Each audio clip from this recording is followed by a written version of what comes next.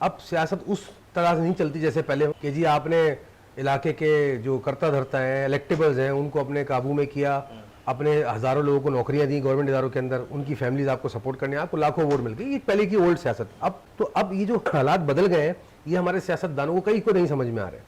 पहले ये सोचते थे कि इस्टेब्लिशमेंट ने जो ठान ली वो कर लेगी, लेकिन अभी जो सिनेरियो बना हुआ है, अब वो कार्ड्स खुल रहे हैं। मईशत, मैं ये नहीं कह रहा बेहतरी की तरफ आई है, बुराई गिरने से बच गई है।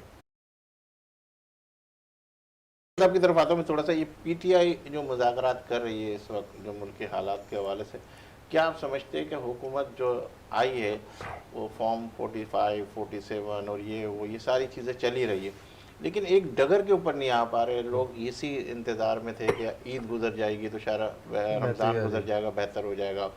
फिर बकरा ईद के हवाले से बात हुई, ईद उल अज़हा के हवाले से बात हुई, फिर इसके बाद उसी हवाले से बात हुई कि शायद ये आशूरे वाले दिन गुजर जाए, लेकिन अभी ये उसी डगर के ऊपर नहीं आ रहा। फिर इसके बाद मेरे साथ टेलीफोन लाइन पे भी है मुसद नियाज़ी साहब, उन्हें भी लेते हैं, आप इस सवाल का जवाब देखें सलीम साहब, मुल्क में जो ना पिछले 5-7 साल में जो भी सियासत हुई, जो भी मामलात हुए, हालात हुए, सियासत के अंदर कॉम्पिटेंसी लेवल बढ़ गया।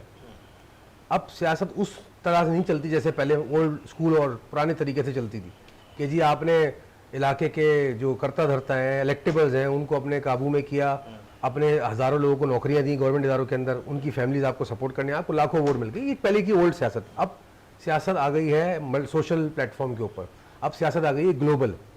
अब इस खत्ते के हालात, दूसरे ममालिक की जो हालात और सकनात है, वो डिसाइड करते हैं आपके मुल्क पे क्या इन्फ्लुएंस आएगा। अब आपको उसके अकॉर्डिंगली जियोपॉलिटिकली देखना पड़ता है। तो अब ये जो हालात बदल गए हैं, ये हमारे सियासतदानों को कई को नहीं समझ में आ रहे। तो उस सूरत हाल को देखते हुए लगा था कि जी हालात बेहतरी की तरफ जाएंगे, नहीं, अब बिसात बदल गई है, अब प्यादे बदल गए, मामलात बदल गए। अब सिनेरियो चेंज होता हुआ नजर आ रहा है। पहले ये सोचते थे कि इस्टेब्लिशमेंट ने जो ठान ली वो कर लेगी, लेकिन अभी जो सिनेरियो बना हुआ है, अब वो कार्ड्स खुल रहे हैं। मैं इंडिकेटर्स बता देता हूँ। 5 अगस्त को इन्होंने जलसा अनाउंस किया पीटीआई ने, वो बहुत बड़ा इंडिकेटर होगा कि हालात किस रुख पे जा रहे हैं। अक्टूबर के अंदर चीफ जस्टिस की रिटायरमेंट का टाइम है, उससे बहुत बड़ा डिसाइडिंग फैक्टर होगा कि क्या हो रहा है। नवंबर के अंदर चीफ ऑफ आर्मी स्टाफ की रिटायरमेंट का है, उससे पता चल जाएगा कि हालात किस तरफ जा रहे हैं।